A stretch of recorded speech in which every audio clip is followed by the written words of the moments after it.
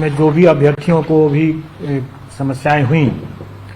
उन सबको ध्यान में रखते हुए हम लोगों ने कुछ सुधार और कुछ परिवर्तन किए हैं। इसमें पहला सुधार तो ये हुआ कि जो परीक्षा 2 दिन हो रही थी पहले,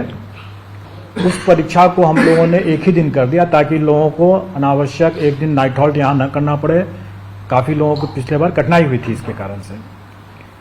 तो एक ही दिन की परीक्षा हम लोगों ने बना दिया है। इसीलिए हम लोगों ने वो जो क्वालिफाइंग वाला जो क्वेश्चन है वो घटा करके उसको हम लोगों को 30 कर दिया है और 30 इसी में जोड़ दिया है। मतलब अब टोटल क्वेश्चंस हो जाएंगे 150, जिसमें से 30 रहेंगे क्वालिफाइंग नेचर के और भाग 1 होगा, भाग 2 होगा वही फिर से 40 और 80 का जैसे पिछले बार था।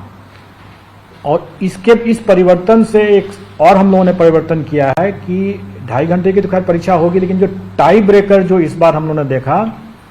कि टाई ब्रेकर में हमें कुल प्राप्तांक जब एक समान हो जाते हैं तो टाई ब्रेकर हम लोगों ने डेट ऑफ बर्थ हमारा था और उसके बाद अल्फाबेटिकल ऑर्डर में नाम था। तो इस बार हम लोगों ने इसमें थोड़ा सा परिवर्तन किया है और टाई ब्रेकर इस तरह से रहेगा कि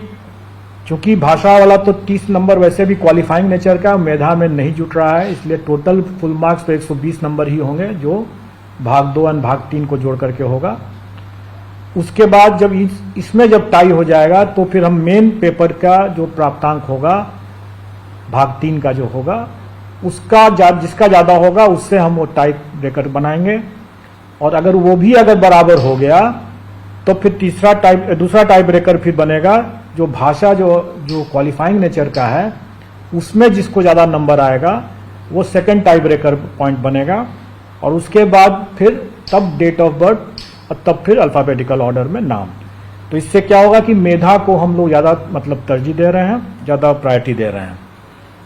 इसके अलावा जो क्वालिफाइंग का जो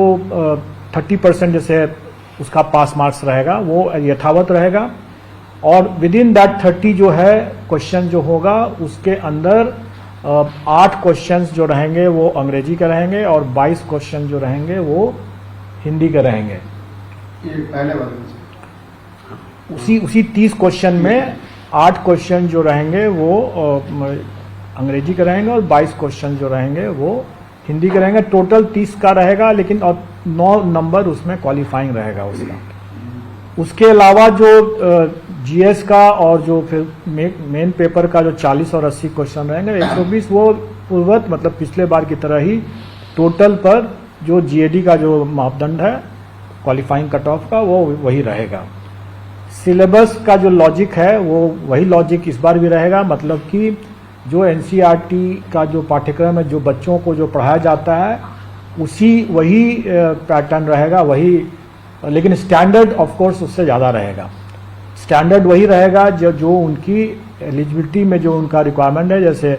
ग्रेजुएशन है तो ग्रेजुएशन लेवल चला जाएगा, अगर पोस्ट ग्रेजुएशन तो पोस्ट ग्रेजुएशन लेवल चला जाएगा। इस बार जो हम लोग नया जो एक हो रहा है वो मिडिल स्कूल का हो रहा है, तो वो एक नया एडिशन है। इसके अलावा जो टोटल जो वैकेंसी हो रही है उसमें संभव है कि जो टीआरई 1 के जो अवशेष रिक्तियां हैं उन रिक्तियों को इसमें जोड़ा जाएगा। लेकिन इसको थोड़ा सा ये कंफ्यूज ना करें कि टीआरई 1 के जो अवशेष रिक्तियां वही हैं जिसमें कि नियुक्ति संभव ही नहीं है, लेकिन जो डॉक्यूमेंट वेरिफिकेशन के दौरान जो रिक्ति उत्पन्न होगी, जो ड्रॉप आउट्स होंगे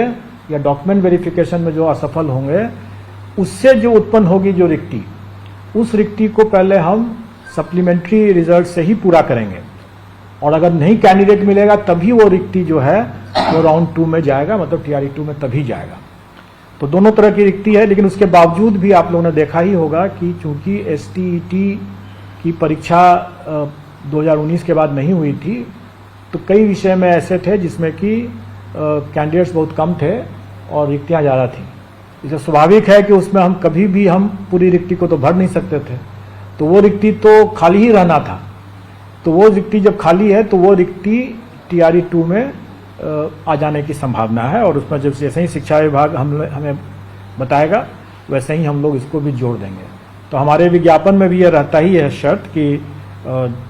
ये घट बढ़ सकता है, उसी हिसाब से रहेगा। इसमें पिछले बार